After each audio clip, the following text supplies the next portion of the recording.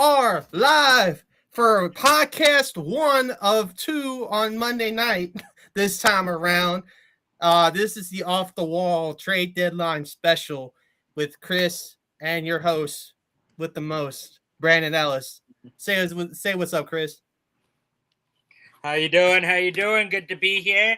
You know, certainly been quite an exciting day for those of us in baseball land here. There was not a shortage of moves. That's for sure. My head was spinning all day. Some of us on the stream are probably happier than others at the results of the trade deadline, but nevertheless, it was certainly an exciting one. We'll get to why this one on the right on if you're looking at the screen. This one on the right is really happy, and I'm probably going to go in like Chris at the end of this thing. Okay, I'm going to go in. And American Psycho, one of my favorite all-time, movies. It's one of my favorites. So I figured it would be a good one to wear. I was gonna if I had an Adley shirt, I probably would have wore that. there's the spoiler right there. Right. We'll get to that. We'll get to the I'm rocking, my history made. So yeah. So we'll get to that later. Absolutely. We'll get to the Adley. That'd be the last thing we talk about because that is what is going to get y'all's attention with us, retaining to us. But Chris is going to go over he has a list of all the deadline moves that were made. We're going to go over them.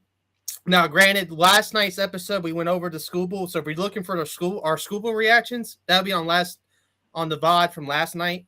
Exactly. As well as the Peralta and Luis Garcia deals. I was going to say, pretty much everything that happened before our podcast yesterday will be on yesterday's podcast. So I'll be covering everything that happened from the moment that podcast ended on. So everything late that night all the way through today.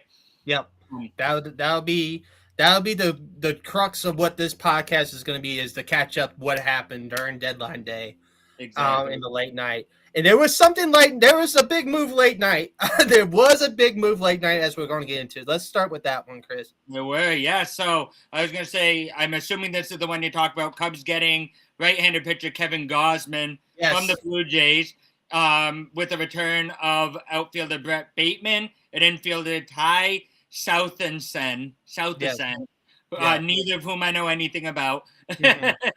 Yeah, I don't know the Cubs prospects very well, but them getting Gausman might save the Cubs playoff chances. Not going to lie to you.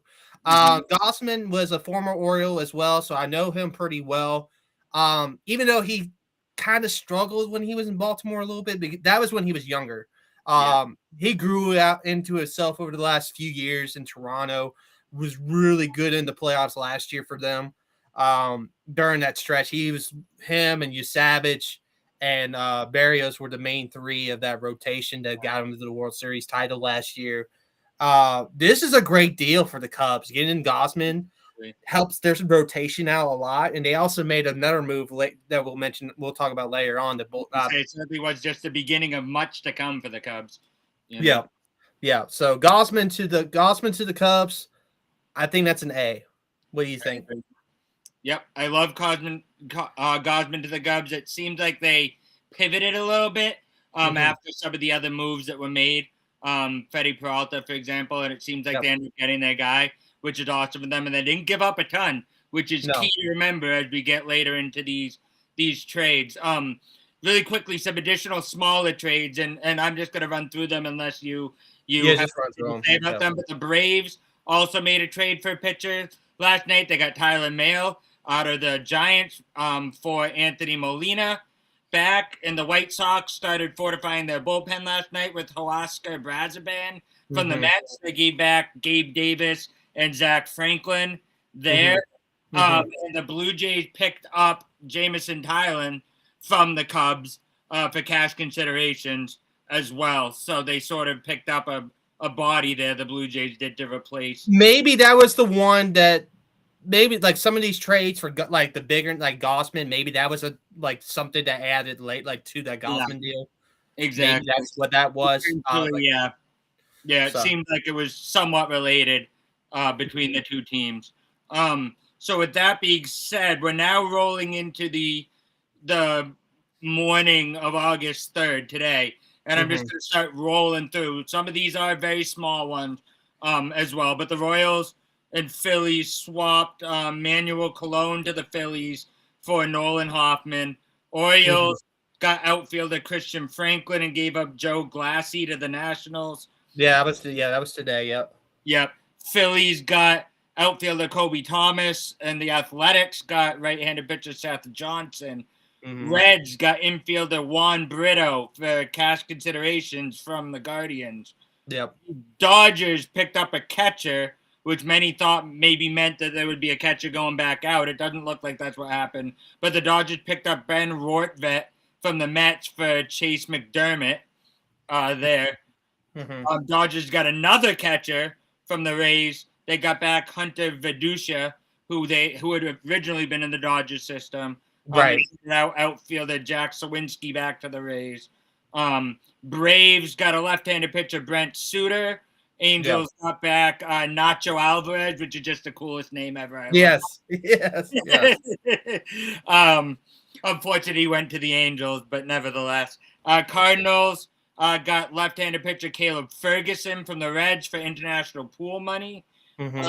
Rays picked up right-handed pitcher Tyler Wells from the Orioles. That's not really a small one. I'm going to get into that. Yeah. So Wells is like a really good bullpen arm for Baltimore. He had his ups and downs this year for Baltimore. He had some moments where you want to throw a remote at your TV screen, kind of a moment, giving up blown saves. But he was one of the steady guys lately to replace Helsley until Helsley came back. You would see him in late game situations for Baltimore. So this is one of the sells that I will get into in the overall Baltimore deadline later. My rant, as I will have it later. But good deal for the Rays. I think the Rays got a piece to help that bullpen out. Absolutely. That was a nice piece. I agree. And anytime the Rays get a bullpen pitcher, it terrifies me because you know what they do with bullpen pitchers. I mean, that's the thing. They got Baker from the Orioles last year. So exactly. That's the thing too. So this is not the first time. 100%. Turned Drew Rasmussen into a Cy Young contender. You know what they do. So, leading into a smallest Red Sox move here, the Red Sox picked up outfielder Eli White from the Braves for right-handed pitcher Tyler Uberstein. Uberstein isn't a major prospect, but he has been pitching pretty well in AAA, so it'll be interesting to see what depth he provides for the Braves. Meanwhile, we added an outfielder. Not sure we needed an outfielder, especially after we got Jones already earlier in the trade season. So we now have 6 outfielders on our roster, one of which can be optioned. So that is interesting. A lot of people were predicting that might have meant that we had a move for one of our certain outfielders that maybe has some controversial. I'm surprised Durant. I'll get into that since you mentioned it. I'm surprised Durant was removed. I assumed for sure. Once I saw that Eli White ad, I assumed that meant Durant was out, and it never happened. So that was interesting. So I'm not entirely sure what Breslow plans on doing with 6 outfielders and no infielders, but we'll see what happens. We'll see what happens with that. If this was 6 years ago, this would have been a great trade. The Pirates got right-handed pitcher Kirby Yates from the Angels for Kyle Robinson. Blue Jays added random depth in Josh Smith and right-handed pitcher Josh Steven from the Rangers for left-handed pitcher Adam Mako. Not entirely sure what the Jays were doing there, but Marlins picked up a right-handed pitcher Victor Vodnik from the Rockies for Connor Norby and Aiden May. Cubs picked up, this is a little bit of an interesting one for their bullpen, from the Angels, got Ryan Zefferson, formerly a Boston Red Sox prospect way back in the day. For the Angels bullpen. Cubs picked him up for catching prospect Moises Ballesteros and Mason McGuire. Phillies picked up left-handed pitcher Brooks Raley. Yep. From the Mets for Luke Gabirish and John Spikerman. Yep. The White Sox saved Brenton Doyle from the Rockies in exchange for Mason Adams and Carlos Vielma. Yep. Which is a nice little pickup for the White Sox, for sure. The Twins added right-handed pitcher Jeff Hoffman from the Blue Jays for Dason Hill, John Klein, and Damari Pena. Seems like a bit of a steep price for Hoffman, but, Twins needed a bullpen piece. I'm not entirely sure why they're buying, but, I'm not sure that they're hovering in that wild card race. And like we said, anybody in the AL, could make that wild card spot. So, exactly. Yep. Dodgers went out and got another pitcher and left-handed pitcher Chris Bubic from the Royals for Carlos Duran. Yep. Cubs. This was an interesting one because they sort of flip-flop. This originally was announced as somebody else, I believe, and then it got switched around, but it ended up left-handed pitcher Braxton Garrett from the Marlins for first base outfield prospect Jonathan Long and right-handed pitcher Jace Beck. I forget who it was the Cubs originally, or I can't remember exactly what happened, but I remember saying the Cubs got a pitcher, and then it ended up switching to Braxton Garrett, which was interesting. Yeah. Giants, here's another interesting Red Sox one. The Red Sox picked up left-handed pitcher Eric Miller for their bullpen, which was something that we did need. We needed a strong left-handed pitching. We gave up Marcelo Mayer to get it, which was probably needed for Mayer. I just don't know if he was finding, especially with Franklin Arias knocking on the door now at shortstop. I think Mayer had sort of burnt some bridges here and hadn't really panned out. It's an unfortunate end to his time here, but hopefully the Giants are able to get him to reach the potential he had when we drafted him. But I'm excited to see them get a left-handed reliever. That's definitely something the Red Sox needed. Here's one that we'll probably want to talk a little bit more about. Astros got outfielder Dalton Varsho from the Blue Jays for right-handed pitcher Spencer Arrighetti. Interesting one there. 2 major league level talents getting swapped there. What do you Especially Varsho's had an up and down season in 2026, but Varsho's potential in that stadium with his speed and his range out there helps the Astros outfield defensively really well. And I think also too, I think he can get on base pretty good, set up the table for Jordan, who is leading the league in home runs right now. So one of the league leaders in home runs right now, overall major leaguers. He's definitely the American League leader. But I think it's just I think it was a good move for the Astros to give Varsho, especially to help lock up the AL West right now, because it's I think it's between the Mariners, who will get to with their big move of the day, I think, and then the Rangers, who's made some moves too. So definitely. I think the Astros made a good move to keep up pace. Yeah, I agree. And didn't have to give up much. Even though the player they gave up was a good player.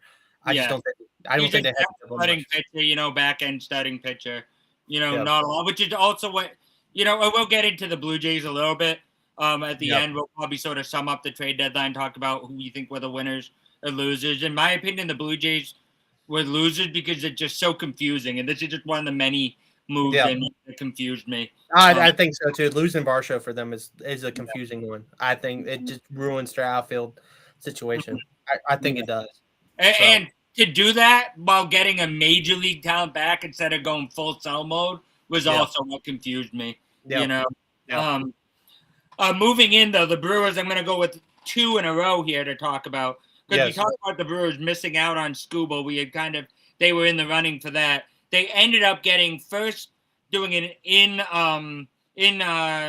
division trade to get Dustin May and bullpen pitcher Jojo Romero. I did say Dustin May was up for grabs last night. I think they did. And they gave up Alexander Frias and Josiah Ragsdale back to the Cardinals. And then they turned around and also got from the Rockies right-handed pitcher Antonio Senzatella, their best pitcher. And then gave up Mark Manfredi and shortstop Juan Martinez for that. So 2 starting pitchers and a relief pitcher going to the Brewers in that combo of moves. Definitely, certainly doesn't replace Skubal by any means, but both May and Senzatella are having pretty solid seasons, and the Brewers are known for getting the best out of their pitching department. So what are your thoughts? Do you think they did enough there with the pitching? I think they did okay. I wish they would have somehow both in division and somehow got Connor Green. Yeah. To pair up with May. That would have been nice. Instead of the Rockies guy. We're going to say, anytime a Rockies pitcher leaves Colorado, I get very, very scared. I do too. Because they're used to, yes, they have higher ERAs because of the altitude in Denver. Don't get me wrong. But a lot of the times the altitude kind of they're used to the altitude. Exactly. And they're used to going somewhere else affects them. And there's some serious injury risk too, leaving that altitude actually and changing that around. So we'll see. Hopefully that does not happen. But that's the only qualm I have. I wish they would have just went full buy mode and went after the Reds' top pitcher. That would have been nice. That would have been nice. I would have loved to see that. Speaking of in their division, though, Pirates buying a little bit here as well. They went out and got Luke Weaver from the Mets for shortstop Sammy Stafura from their minor league system. Makes sense because Connor Griffin is probably going to be their shortstop of the future kind of a guy. So get rid of the shortstop prospect. Yeah, they don't see coming soon, and is probably on a similar timeline that Griffin was. So it makes sense for them to make that move to get Weaver. So I'm not mad at that one. Buying a little bit, bringing somebody in. That is nice to see for sure. Because they're still in that race. They're still in that race in the NL. Guardians get Nathaniel Lau from the Reds for Alejandro Rivera. Guardians also got left-handed pitcher Foster Griffin, who was an all-star this year. I guess a sneaky underrated move there for them. They gave up a lot of depth. Again, this was the natural seeming to go quantity over quality again here with 4 players they got back: Josh Hurdle, Will Dion, Kende Gillis Verguez, and Mitchell. I am so sorry to any fans out there who do know how to pronounce that name that I just butchered. I apologize in advance. Right. Anybody I tried. Rays got Liam Hicks for a slew of minor leaguers from the Marlins. Yeah. Cubs picked up right-handed pitcher Clay Holmes and outfielder Tyrone Taylor. This was the one that sort of kicked off today's bigger moves. And the Mets this was before the Arias move, right? Because they broke Arias on Get Up this morning. Yeah. But the Clay Holmes one, we'll get into that because like I said when we talked about Gausman earlier. Yeah. The Clay Holmes move also helps their back end of the bullpen.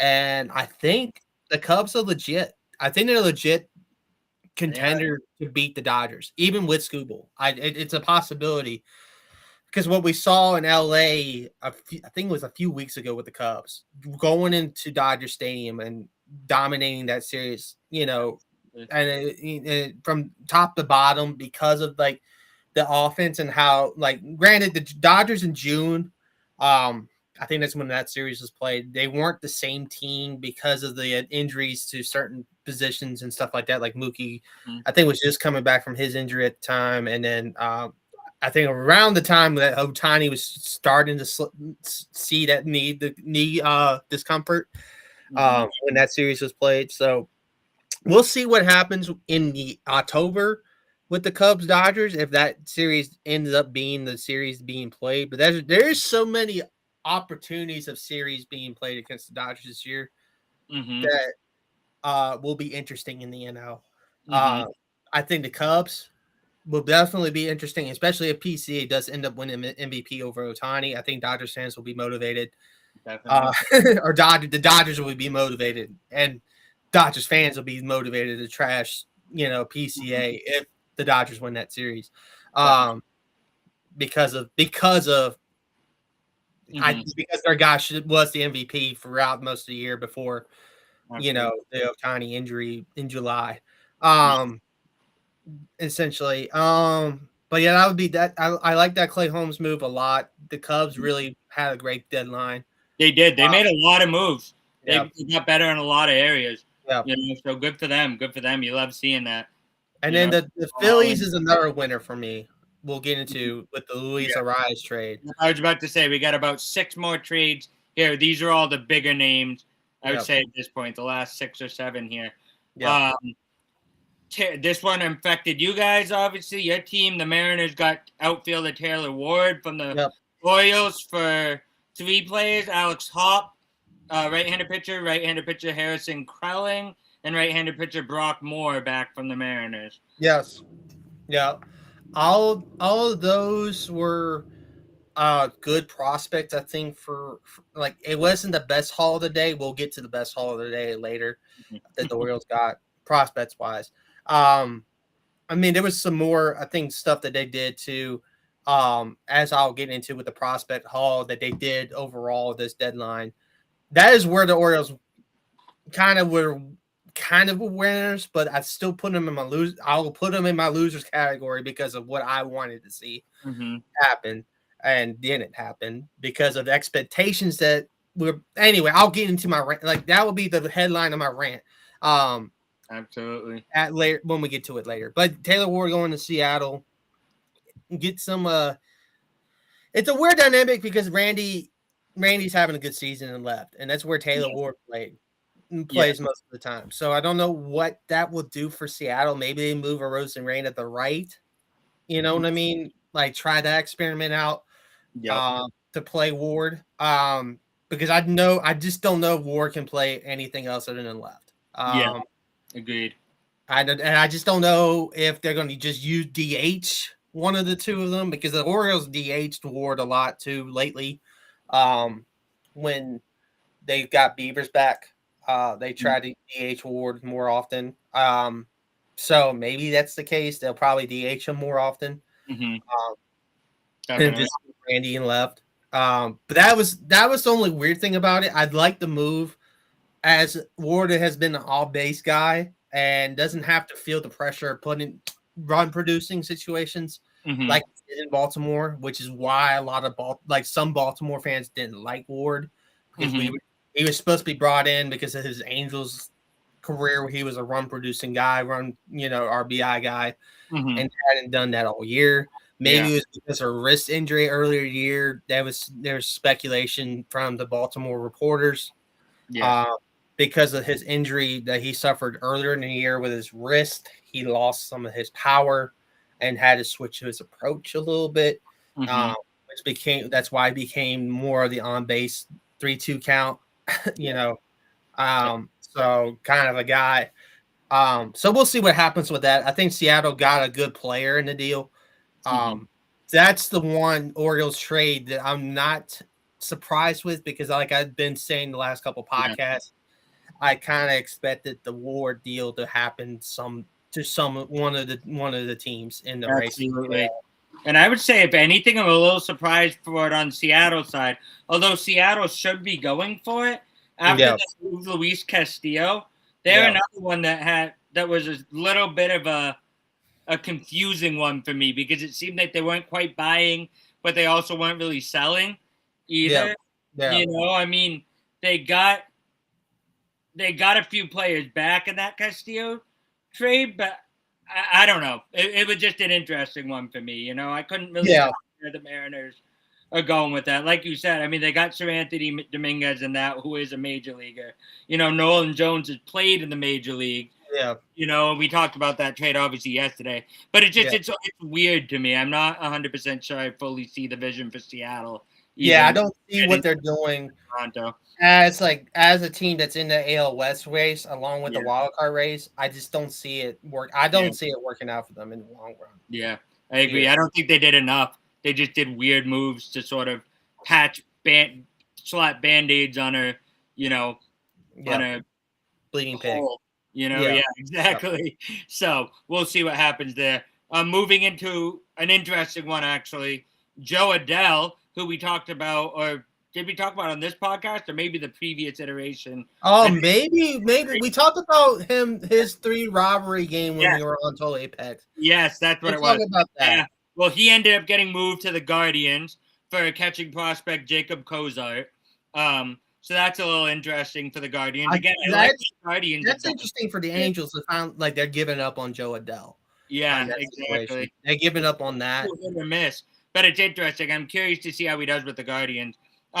Last second one came in. This was like a buzzer beater. The Diamondbacks bounced into the picture and grabbed Lars Nootbaar from the St. Louis Cardinals for right-handed pitcher Daniel Egan, left-handed pitcher Sandro Santana, and a player to be named later. That was the only move the D-backs made, and they did it last second.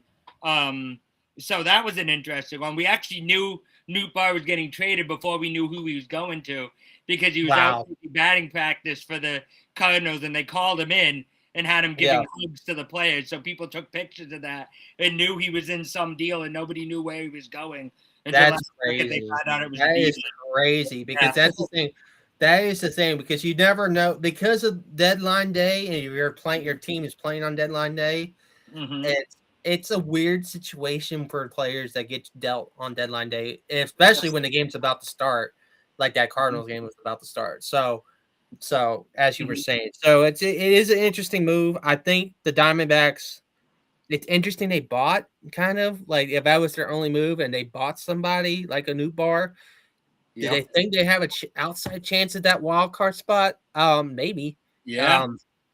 Maybe, because in a wild card, it's not as tight as the AL wild card, in my opinion. Yeah, but it's interesting. They've got a chance if they go on a run. They definitely have a chance there. So good for them for doing something. This was another late one. That was one of the bigger ones.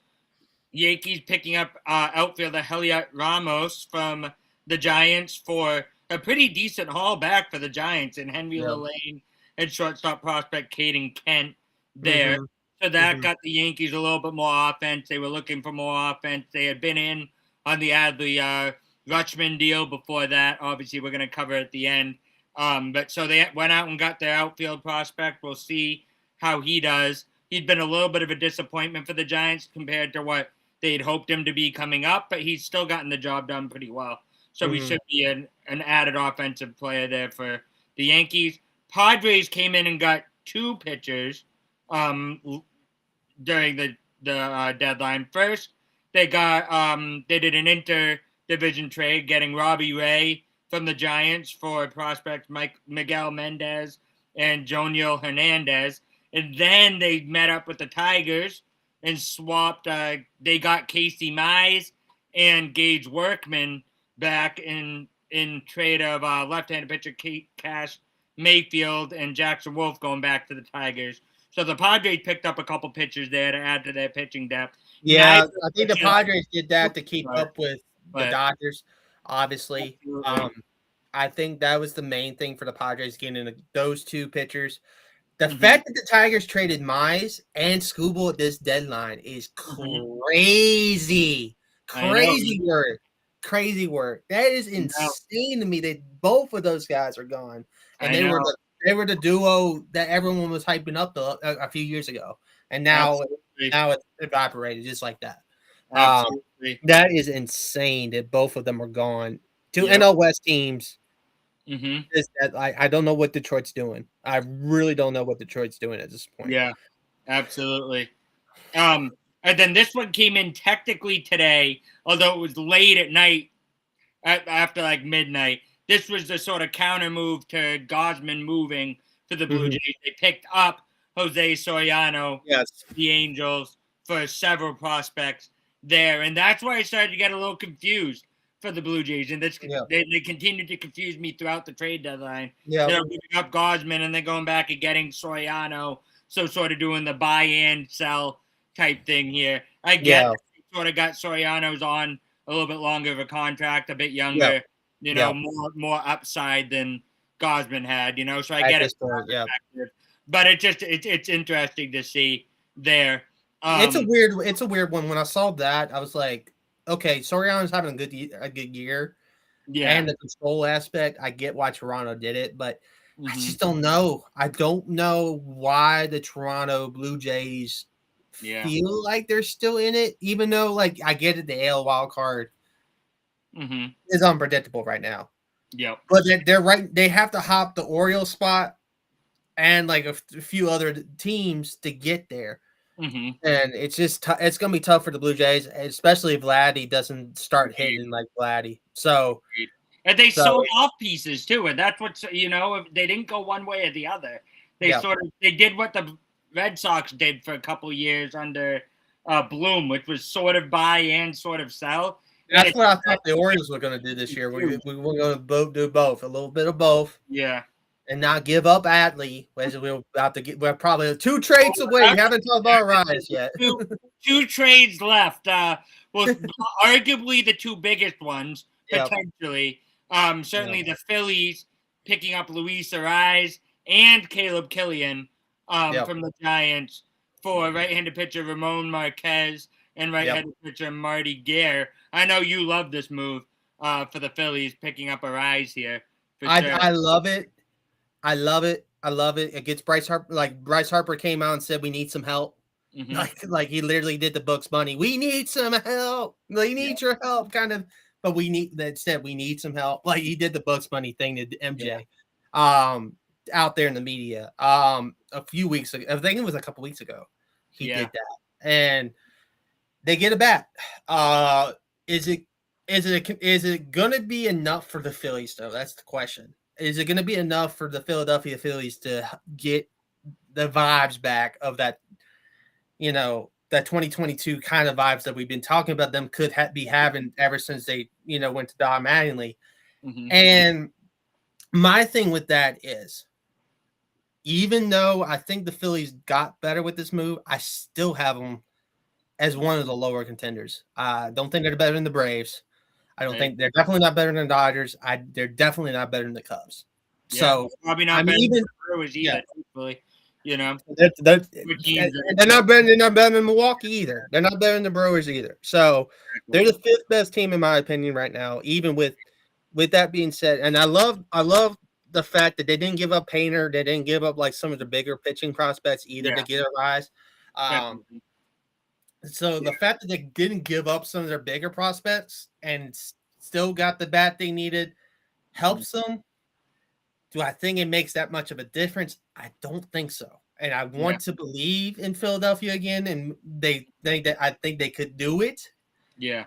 Because Red October is always a fun place to be, especially at Citizens Bank in October. The vibes are always fun. Philly gets excited when they're in playoff baseball mode. Especially if the Eagles are doing well too. It's fun. I do like the Phillies when I do like the Phillies. I like to root for the Phillies because I like Trey Turner. I like Bryce Harper. I like Sanchez. I like a couple of their stars. Obviously love Schwarber too. Like I love what I love his story and how he from Indiana, really not really known for a baseball school, and coming to being a part of the Cubs 2016 team, doing that, completing that, and now like being a dominant power. It's a great story, Kyle Schwarber. So, but I just don't think they're better than those 5 teams or those 4 teams. Here's my thoughts on the trade. The reason I love the trade for the Phillies is Luis Ariz is exactly opposite of everything they have in their lineup, right? Exactly. Not a strikeout. He's on base. He gets on base. He gets hits, right? The exact opposite of all the swing and miss they have in their exactly. Lineup. So it's exactly not homer or nothing kind of guys. Yeah. Other than Turner can be both, but other than that, I mean, Everyone's a home run or bust kind of. Exactly. And Stott is another guy too that's like melee contact, but other than Turner and Stott, those are the only two that were contact before they got arrived. Exactly, and that's what I love about the deal. What I don't love about the deal, and really the Phillies offseason as a whole, I mean the trade deadline as a whole, is while they did get better, 3 of the 4 teams ahead of them got better than them. Yes. Right? The Dodgers got better than they were compared to the Phillies, right? The Brewers, in my opinion, improved more. 100%. 100%. Definitely improved more than the Phillies. 100%. I think the only one was the Braves, and I still think the Braves are better. The Braves are better, but at least the Phillies improved more than what the Braves did. The Braves made a bunch of marginal sort of Braves moves. But like I said, the fact that they got Ronald Acuna, the fact that they got Ronald Acuna Jr. back right before the deadline, are probably shaped what they're like. Okay, maybe we don't need to get like too crazy here. Mm-hmm. We got our guy back healthy, who is smashing. By the way, like we didn't talk about it last night, but he's been smashing the baseball since he has. So Ronald Acuna Jr. is in stride, ready to go for October. Exactly. And it's going to be exciting if the Braves make a run like they did in 21. That's the thing right now. Like it's the NL playoffs is going to be crazy. Like even the Dodgers, we think the Dodgers are going to win it. They could not win it. They could lose to one of these other 4 teams, other 3, the other 3 teams that we're just talking like, or the other 4 technically that we were just talking about. Like they could easily lose to the Braves. If the Braves get hot and get some of their starters back, easily lose to the Braves. I think they can lose to the Cubs because we've seen it. We've seen the Cubs do it to them. Also, the Phillies. The Phillies have played them close last year in the playoffs. Really close. It came down to that Kirkland error. Really, that would have forced a Game 5 if it doesn't happen. And then obviously the Brewers. We've been talking about the Brewers all year. I think the Brewers have the best chance because of Mizorowski. Mizorowski can easily get the 2 wins in his starts. Easily lock down that offense that the Dodgers have. Easily, in my opinion, if he's on his game. So absolutely. We'll see what happens in October, but I think this deadline for the NL was really interesting, and made those teams made October and the race of October fun in the NL. But let's get I've been delaying the NL well enough. And this leads into the final trade, the biggest trade, the blockbuster trade. And before you jump in with your rant, I have a little extra thing I want to add to this at the end. But the Red Sox picked up catcher Adley Rutschman and catcher Jake Rogers in cash from the Orioles for a haul. Orioles got back right-handed pitcher Anthony Ianson, right-handed pitcher Kyson Witherspoon, outfielder Andy Ozakar, and catcher Carlos Narvaez, and a player to be named later. So 5 pieces. Ianson being the number 2 prospect in the Red Sox system, Kyson Witherspoon being number 3, and Andy Ozakar being the number 6. Really quickly, what I wanted to add, a tweet that I saw that was very interesting. Orioles starting lineup from Game 1 of the 2023. That I retweeted. You saw my retweet from my friend who is a Baltimore Sun reporter. Go ahead. Go ahead. Left fielder Austin Hayes is now with the Chicago White Sox. Catcher Adley Rutschman is now with the Boston Red Sox. DH Anthony Santander is now with the Toronto Blue Jays. First baseman Ryan Mountcastle is injured. Shortstop Gunnar Henderson is still there. Right fielder Aaron Hicks is retired. Second baseman Jordan Westbrook is injured. Center fielder Cedric Mullins is now with Tampa Bay. And third baseman Ramon Urias is now with the St. Louis Cardinals. So 6 of the 9 are gone entirely.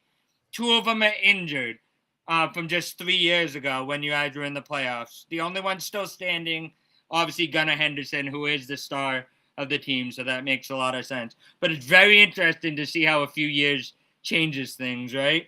Yeah, definitely. Thanks, Matt. thanks, Matt Wyrick, for shout out, Matt. He's really good. My He editor. He was my editor at JMU. I didn't even realize you retweeted it. I think he just popped up on my thing or something, or maybe you retweeted and I didn't notice there was a retweet. But regardless, I thought it was a very interesting tweet. So with that being said, I will now let you rant about losing your boy Adley, who hopefully the Red Sox also extend and we get him to be our so that's the thing. To make it worthwhile for y'all better extend them. That's absolutely.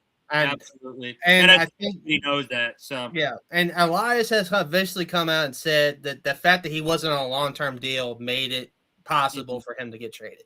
Yeah. In this situation. The rumor is he didn't want to extend with the O's. Yeah. If that's the case, that's him and his agent's prerogative. I'm not mad about that. What I am mad about is the organization, the general manager saying, we're going to go for it. Not like 4 weeks ago, like not even a month ago. He said this a few weeks, we're going to go for it. Before them, and then all of a sudden, come August the 3rd, you're selling everything you can to get, granted, the Adley Hall is great. You get Ianson, you get Witherspoon, 2 potential aces down the road, even though Boston reporters are trying to spin it. And when you said that in the pre-show, that pissed me off. That the Boston reporters, I'm mad at Boston reporters get on my nerves, okay? They get on my nerves because they try to spin things, and they spin them, especially the Patriots reporters. Damn Patriots reporters. But anyway, I digress. Ianson, I'm falling even more and more in love. His starts in Double-A, he's like one of the best pitchers in Double-A right now. And he shot up because another tweet I saw was the top 10 O's prospects right now. Ianson just shot adding Ianson, it makes him our number 1 prospect already in the pipeline. And a few of the guys we got today are already higher up in our prospect list than what we had before. So our prospect chain got better overall. So I'm not mad at the haul. I think Ianson will be the ace over Bradish in the future, and we needed that. I think we needed a more solid, more reliable ace. I love Kyle Bradish, don't get me wrong. But I think Ianson's going to be the guy down the road. But hence what I just said, Chris, down the road, not in 2026 when you think you can make a playoff run, when you just got Pete Alonso in the offseason to make what? A playoff run. Playoff run. To get Camden Yards, Orange Crush, the vibes of playoff baseball back. The 2014 Delman Young, clutch double, those vibes back. Winning playoff games and getting to, the ALCS again. Where is that at? Where's the energy of that back? And it's not back yet. And the Oilers fans went through 118 losses. 119 losses in back-to-back years to get an Adley Rutschman, who was supposed to be the guy. He was supposed to be the guy that turned it around along with Jackson Holliday and Gunnar Henderson. That was going to be the trio of the future that everyone wanted to see have success in Baltimore. And it didn't happen. And then the fact that they got Samuel Basallo and extended him right away. Not even 3 games in his career, he got the extension. And when I saw that, I'm like, okay, is that because is Adley not wanting to stay long term? Or is that because you believe in this guy more than Adley Rutschman? Absolutely. And it turns out, I think it's a little bit of both in this situation. Yeah. Look, I love Sammy. Don't get me wrong. I love Samuel Basallo. He's going to be a good catcher for us. Yeah. I'm not going to it's not me trashing Samuel Basallo. It's the fact that you could have had a good battery system for years to come if you just managed it better. You didn't have to extend Sammy right away. I don't think you had to. You didn't have to give him that big 7-year deal that you gave him right after he debuted. Mm-hmm. I don't think he had to do that. They chose to do that. Didn't placate to Adley as much and his sensibilities a little bit, and everything. Jacob's just messaging me. Yeah, I'm still doing the pod. Jacob, I'm still doing the pod. Yeah. I'm just going to tell him we'll probably start. Yeah, I was going to say we should be able to wrap this up in the next 5 or so minutes. Yeah, we'll probably start at 8:15 or 8:10. Yeah. Yeah. So speaking of that, before I get back to my rant, speaking of that, Limited Range Basketball Pod will be live around 8:10 tonight. 8:10. Normally it'll be the 7:00 pod, but with the MLB Trade Deadline, I wanted to obviously have 2 pods reacting to the deadline and reacting to other things.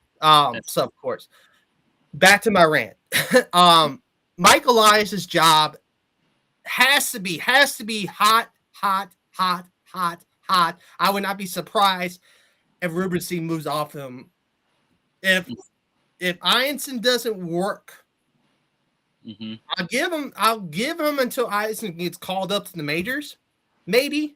But I think that most Orioles fans want him gone now, right this moment, because of the Adley trade, and I don't blame him. I don't blame him because Adley was supposed to be a guy. Adley was a fan favorite. Everything in between. So as a guy that loves Adley Rutschman,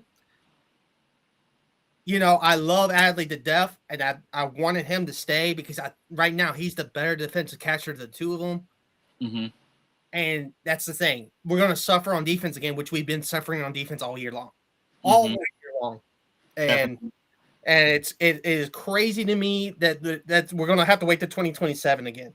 I was going to go to the August 22nd game because it was going to be Pete Alonso bobblehead night. Yeah. Guess what I get to do now, Chris? Guess what I get to do now? Yeah. Yes. I saved my money. My money. I'm glad to hear it, buddy. I'm saving my money. I'm not going to that game. I'm going to wait till the CBA gets dealt with and go to the Camden Yards next year. Definitely. I'm going to wait.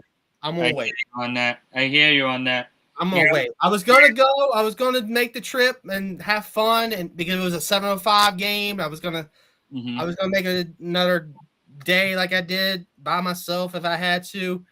I think this move really solidified me saving my money. Like I tell you, right, it solidified saving my money. The Adley move.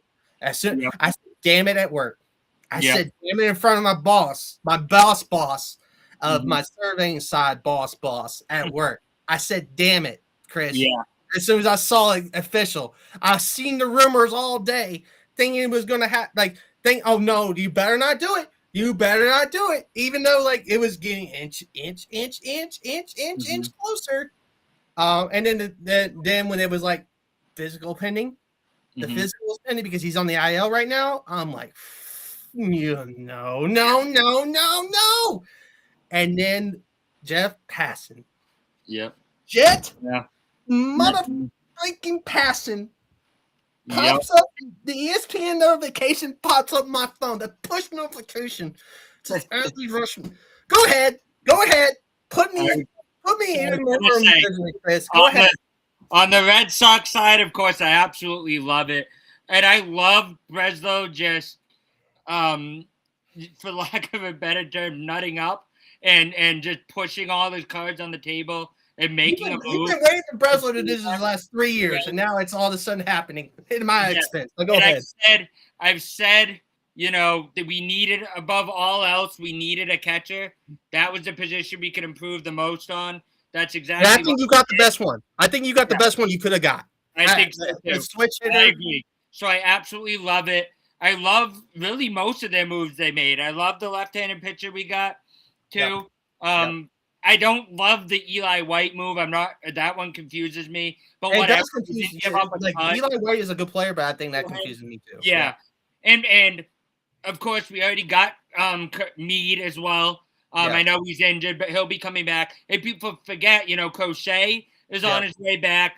We've got Roman Anthony on his way back. He's swinging a bat again now. You know what, Chris? I know it would have pissed you off, but I wish Mike Elias would have pulled the trigger and be like, "Hey, you want Adley? You gonna give us one of your top outfield? Outfield you could have had Durant. Give us one of your top. Durant. The prospect. Right now. You make the decision for Elias. I'll give you Duran. I'll take Ianson back. I think that'll be fair. No, I'm not doing that necessarily. But you're going to give me one of your along with Ianson. No, but I know. After we got them coming back, Story is coming back. I don't love him at shortstop anymore, right. But we also have Franklin Arias, who could make a difference if we decided to call him up to play shortstop. What about the guy that's been there for you guys? The guy that's been there, I can't remember his name. Andrew Monasterio has been playing there right now. Yeah, he's been doing a good job, but he's also made some weird defensive decisions. Yeah, and so I'd rather him be a utility bat on the bench. Yeah. But whatever, there's minor things to complain about. We got Nick Sogard up now too. He can fill in there in a pinch. We have some options until Story comes back and potentially Arias. But that lineup looks so much better. I have the Red Sox as one of my 3 deadline winners, and I know we gave up a lot for Adley. I do. But that's what you have to do, especially for a blockbuster trade like that in division. You're going to get an in-division tag. I get it. But my 3 winners for the trade deadline, just going to rattle them off. We've already kind of talked about the trade. But I got the Red Sox. I've got the Dodgers as a winner, and I do have the Cubs as the 3rd winner. There. I think I have the same 3 winners as you. I don't think it's that hard to name the 3 winners. In my opinion. Agree. And then my 3 losers, I've already talked about it ad nauseum, with Toronto being one of my losers. They just don't get their trade deadline. I don't get Seattle's trade deadline. They're my second loser. Yeah, we kind of talked about those 2 already. Yeah, and then I would say my 3rd loser. I mean, it's hard. I don't know if there's a full 3rd loser.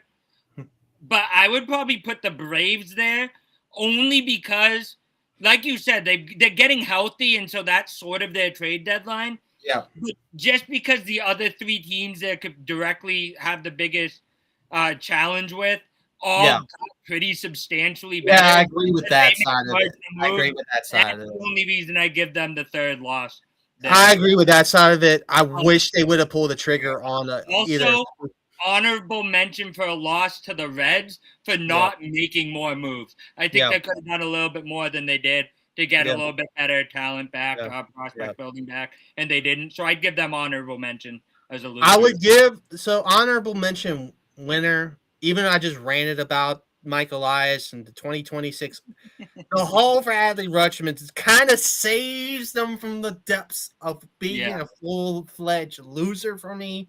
They're in the middle. I think I kind of want to say winner because of the prospects. I trust, if Ianson really performs well, I won't be thinking about Adley. One thing I'll give Orioles credit for, which is the reason why the Blue Jays and Mariners both landed in the L section for me, because they went full rebuild. They said, you know what? I'm going full rebuild. We're ripping the Band-Aid off. We're selling off as much as we can, and we're getting as much back as we can. And I give the Orioles credit for that. They picked the direction, and they fully committed to it. And that's something a lot of GMs aren't willing to do, is fully commit. So I give them credit for that. Yeah, it is. But at the same time, I think Orioles fans, and I think me included, thought this was going to be the year they get back. I agree. It's tough. It's tough to see that, and I think that's why I wanted to still put them in my losers. I won't put them in my losers. I want to, it makes me want to pull my hair, I am losing some of my hairline. I want to pull the rest of it out because of what it could have been in 26. I think it could have been a playoff team. I don't know if they would have won the series, but at the same time, it could have been fun to maybe try to go to one of the playoff games this year. But since that's not going to happen, hopefully 27, everything aligns and those get back to October. But that's the thing.